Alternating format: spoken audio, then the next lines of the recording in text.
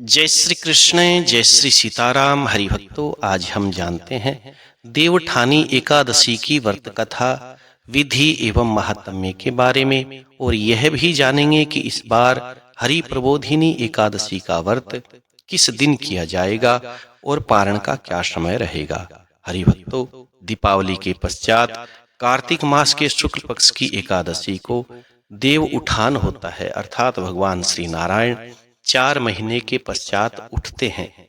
इस दिन प्रातःकाल सूर्य उदय से पहले उठ करके भगवान श्री नारायण से एकादशी के व्रत को निर्विघ्न पूर्ण करने के लिए प्रार्थना करनी चाहिए। उसके पश्चात स्नान इत्यादि करके भगवान श्री नारायण शालिग्राम को पंचामृत इत्यादि से स्नान करवा करके बहुत सारे फूलों की माला से भगवान का श्रृंगार करते हुए फल प्रसाद इत्यादि चढ़ा करके भगवान का पूजन करना चाहिए। रात्रि को जागरण करना चाहिए। कुछ धार्मिक व्यक्ति इस दिन तुलसी और शालिग्राम भगवान के विवाह का आयोजन करते हैं। तुलसी के साथ भगवान श्री शालिग्राम का विवाह पूरे धूमधाम से उसी प्रकार से करना चाहिए जिस प्रकार से एक सामान्य कन्या का विवाह किया जाता है। जिन दंपतियों के कन्या नहीं होती वे तुलसी का विवाह करके कन्यादान के पुण्य का फल प्राप्त करते हैं। यह शास्त्रों की आज्ञा है। हरिभक्तों, इस बार एकादशी का व्रत 2 नवंबर 2025 रविवार के दिन किया जाएगा, जिसका पारण अगले दिन 3 नवंबर 2025 सोमवार को प्रातःकाल सूर्य उदय से लेकर के 8 बजे तक किया जाएगा। आइए कथा के बारे में जानते हैं। श्री भगवान कहते हैं कि हे अर्जुन, तुम मेरे बड़े ही प्रिय सखा हो। हे पार्थ, अब मैं तुम्हें पापों को नाश करने वाली और पुण्य मुक्ति देने वाली प्रबोधिनी एकादशी की कथा सुनाता हूँ, तुम उसे ध्यान पूर्वक सुनो। हे अर्जुन, इस संबंध में मैं तुम्हें नारद और ब्रह्मा जी के बीच में हुए वार्तालाप को सुनाता हूँ। एक बार नारद जी ने ब्रह्मा जी से पूछा कि हे परमपिता, प्रबोधिनी एकादशी के व्रत का क्या फल होता है? कृपा करके मेरे से यह विस्तार पूर्वक बताइए। तब ब्रह्मा जी कहते हैं कि हे पुत्र नारद, कार्तिक मास के शुक्ल पक्ष की प्रबोधिनी एकादशी के व्रत का फल 1000 अश्वमेध तथा 100 राजसू यज्ञ के फल के बराबर होता है। तब नारद जी ने पूछा कि हे पिता, एक संध्या को भोजन करने से, रात्रि में भोजन करने से तथा पूरे दिन उपवास करने से क्या-क्या फल प्राप्त होता है, उसे आप मुझे समझाइए। तब ब्रह्मा जी कहते हैं कि हे नारद, एक संध्या को भोजन करने से 2 जन्मों के तथा पूरे दिन उपवास करने से 7 जन्मों के समस्त पाप नष्ट हो जाते हैं।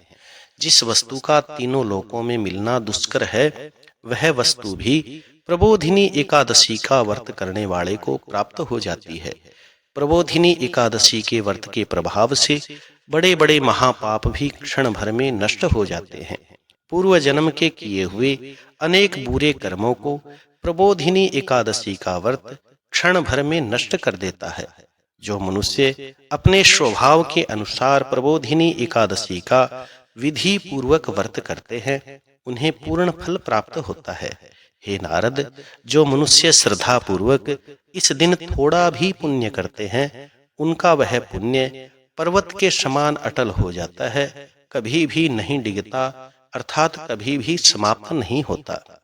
जो मनुष्य अपने हृदय के अंदर ऐसा ध्यान भी करते हैं कि प्रबोधिनी एकादशी का व्रत करूंगा, उनके 100 जन्मों के पाप हे नारद नष्ट हो जाते हैं।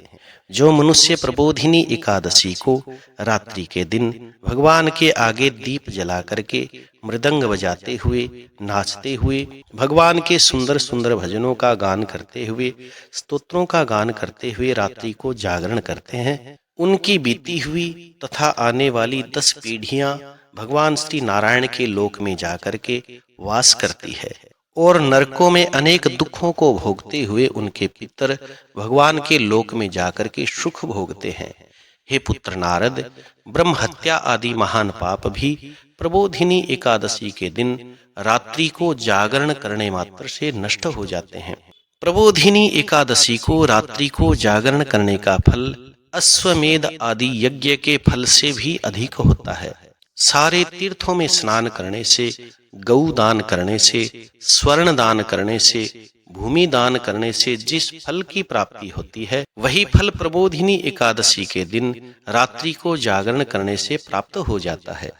ब्रह्मा जी कहते हैं कि हे नारद, इस संसार में उसी का जीवन सफल है जिसने प्रबोधिनी एकादशी के व्रत के द्वारा अपने कुल को पवित्र किया है। संसार में जितने भी तीर्थ है तथा जितने तीर्थों की आशा करी जा सकती है, वह प्रबोधिनी एकादशी का व्रत करने वाले के घर में निवास करते हैं। मनुष्य को समस्त कर्मों का त्याग करते हुए भगवान की प्रसन्नता के लिए कार्तिक मास के शुक्ल पक्ष की प्रबोधिनी एकादशी का व्रत अवश्य करना चाहिए।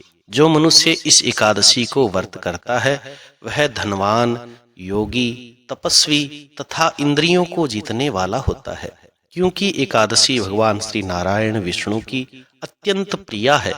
इसके व्रत के प्रभाव से मनुष्य पुनः जन्म नहीं लेता, वह भगवान के लोक में निवास करता है। हे नारद, इस व्रत के प्रभाव से कायिक, वाचिक और मानसिक तीनों प्रकार के पाप नष्ट हो जाते हैं। इस एकादशी के दिन जो मनुष्य भगवान की प्राप्ति के लिए दान, तप, होम, यज्ञ आदि करते हैं, उन्हें अक्षय पुण्य के फल की प्राप्ति होती है। हे नारद, प्रबोधिनी एकादशी के दिन भगवान श्री नारायण का पूजन करने से बाल अवस्था, युवा अवस्था और वृद्ध अवस्था के सारे पाप नष्ट हो जाते हैं।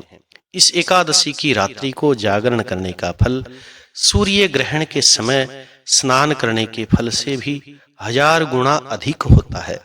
मनुष्य अपने जन्म से लेकर के जो भी पुण्य करता है, वह पुण्य प्रबोधिनी एकादशी के व्रत के पुण्य के सामने व्यर्थ हो जाते हैं, अर्थात छोटे पड़ते हैं। जो मनुष्य प्रबोधिनी एकादशी का व्रत नहीं करते, उनके समस्त पुण्य नष्ट हो जाते हैं, व्यर्थ हो जाते हैं। इसीलिए हे नारद, तुम भी विधि पूर्वक भगवान श्री नारायण विष्णु की पूजा करो। जो मनुष्य कार्तिक मास में धर्म परायण होकर के अन्य व्यक्तियों के अन्न को नहीं खाते, उन्हें चंद्रायण व्रत के पुण्य का फल प्राप्त होता है। कार्तिक मास में भगवान श्री नारायण दान आदि से इतने प्रसन्न नहीं होते जितने शास्त्रों की कथा सुनने से प्रसन्न होते हैं। कार्तिक मास में जो मनुष्य भगवान की कथा को थोड़ा बहुत पढ़ते हैं या सुनते हैं, उन्हें 100 गायों के दान का फल प्राप्त होता है, अर्थात उन्हें 100 गाय दान करने का फल प्राप्त होता है। यह सब सुनकर के नारद जी कहते हैं कि हे परमपिता, अब आप मुझे कार्तिक मास की प्रबोधिनी एकादशी के व्रत का विधान बताइए कि कैसा व्रत करने से कैसा फल प्राप्त होता है। ब्रह्मा जी कहते हैं कि हे नारद, इस एकादशी के दिन मनुष्य को ब्रह्म मुहूर्त में उठना चाहिए और स्नान आदि से निवृत्त होकर के संकल्प करना चाहिए। उस समय भगवान से प्रार्थना करनी चाहिए कि हे भगवान, आज मैं निराहार रहूंगा, दूसरे दिन भोजन करूंगा, इसलिए आप मेरी और मेरे व्रत की रक्षा करिएगा। इस प्रकार प्रार्थना करके भगवान का पूजन करना चाहिए। बहुत सारे फूलों से, फूलों की माला से भगवान का श्रृंगार करना चाहिए। ऋतु के अनुसार बहुत सारे फल भगवान को अर्पण करना चाहिए। नैवेद्य भगवान को अर्पण करना चाहिए। भगवान के आगे दीप जला करके भगवान की स्तुति करनी चाहिए। इस प्रकार से एकादशी के व्रत को प्रारंभ करना चाहिए। देव प्रबोधिनी एकादशी के दिन रात्रि को भगवान के आगे दीप जला करके गीत, नृत्य, बाजे बजाते हुए, कीर्तन करते हुए व्यतीत करना चाहिए। प्रबोधिनी एकादशी के दिन कृपणता अर्थात कंजूसी को त्यागते हुए बहुत सारे पुष्पों से, अगर से, धूप आदि से भगवान की आराधना करनी चाहिए। शंख के जल से भगवान को अर्घ देना चाहिए। इसका फल तीर्थ दान से भी करोड़ गुना अधिक बताया गया है। जो मनुष्य अगस्त्य पुष्प से भगवान की पूजा करते हैं, उनके सामने इंद्र भी हाथ जोड़ करके खड़ा हो जाता है। कार्तिक मास में जो बिल्व पत्र से भगवान की पूजा करते हैं, उन्हें अंत में मुक्ति मिलती है। कार्तिक मास में जो मनुष्य तुलसी जी से भगवान की पूजा करते हैं, उनके 10,000 जन्मों के पाप नष्ट हो जाते हैं। जो मनुष्य इस महीने में तुलसी जी के दर्शन करते हैं, छूते हैं, स्पर्श करते हैं या ध्यान करते हैं या फिर तुलसी जी का कीर्तन करते हैं, तुलसी जी रोपण करते हैं, लगाते हैं, सेवा करते हैं, वे 1000 कोटि युग तक भगवान के घर में निवास करते हैं। जो मनुष्य तुलसी जी का पौधा लगाते हैं, उनके कुटुंब में पैदा होने वाले प्रलय के अंत तक भगवान के लोक में निवास करते हैं। जो भगवान श्री नारायण की कदम्ब के पुष्प से पूजा करते हैं वह यमराज के दुखों को नहीं पाता, अर्थात यमलोक में नहीं जाता। समस्त मनोकामनाओं को पूरी करने वाले भगवान श्री नारायण कदम्ब के पुष्प को देख करके अत्यंत प्रसन्न होते हैं। यदि उनकी कदम्ब के पुष्प से पूजा करी जाए फिर तो बात ही क्या है। जो गुलाब के पुष्प से भगवान की पूजा करते हैं उन्हें मुक्ति मिलती है।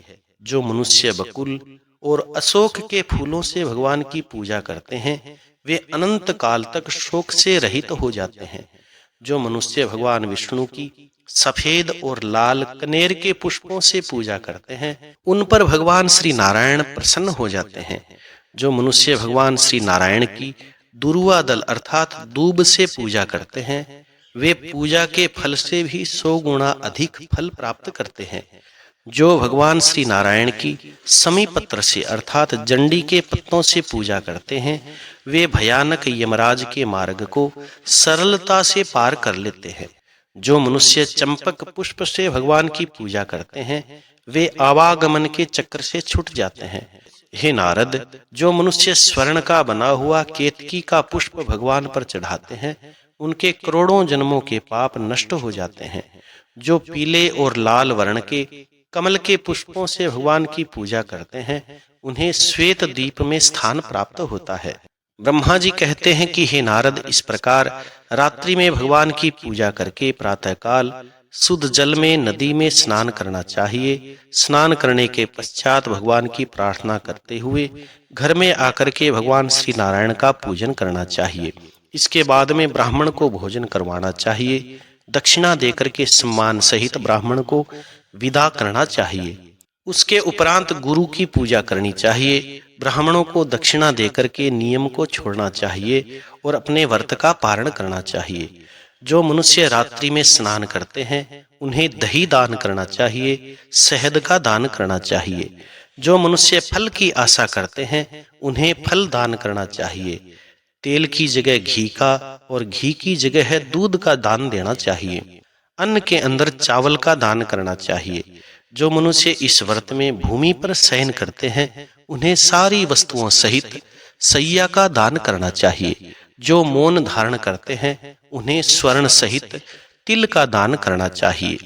जो मनुष्य कार्तिक मास में उपाहन धारण नहीं करते उन्हें उपाहन दान करना चाहिए। जो मनुष्य कार्तिक मास में नमक को त्यागते हैं उन्हें शक्कर दान करनी चाहिए। जो मनुष्य प्रतिदिन भगवान के मंदिर में दीप जलाते हैं उन्हें स्वर्ण तांबे का दीप जो है घी तथा बत्ती सहित दान करना चाहिए। सामर्थ्य न हो तो मिट्टी का दीपक भी भगवान के सामने लगा करके छोड़ना चाहिए। जो मनुष्य चतुर्मास्य में किसी वस्तु का त्याग कर देते हैं उन्हें उस दिन से पुनः उस वस्तु को नहीं खाना चाहिए। जो मनुष्य प्रबोधिनी एकादशी के दिन विधि पूर्वक व्रत करते हैं उन्हें अनंत सुख मिलता है और अंत में भगवान के धाम की प्राप्ति होती है। जो मनुष्य चतुर्मास्य को बिना किसी विघ्न के पूरा कर देते हैं उन्हें दोबारा जन्म नहीं लेना पड़ता। जिन मनुष्यों का चतुर्मास्य का व्रत खंडित हो जाता है उन्हें दोबारा प्रारंभ कर लेना चाहिए। जो मनुष्य इस एकादशी के महात्म्य को सुनते हैं पढ़ते हैं उन्हें भी अश्वमेध यज्ञ के फल की प्राप्ति होती है। अश्वमेध सहस्राणि वाजपेयस तानि च एकादशीम कथा श्रुत्वा श्रोता फल वाग भवेत, अर्थात 100 अश्वमेध और 1000 वाजपेय यज्ञ करने और कराने से जिस फल की प्राप्ति होती है वही फल इस एकादशी की कथा सुनने मात्र से प्राप्त हो जाता है। इस कथा का सार जानने से पहले यदि आप इस चैनल पर नए हैं तो चैनल को सब्सक्राइब करिए ताकि और आने वाली व्रत कथा विधि महात्म्य आपको प्राप्त होते रहें। इस कथा का सार यह है कि स्वाध्याय तपस्या व त्याग की दृष्टि से चतुर्मास्य का नियम बेहद महत्वपूर्ण है। भगवान श्री नारायण विष्णु की भक्ति में लीन होने के लिए ये 4 महीने अत्यंत उत्तम होते हैं।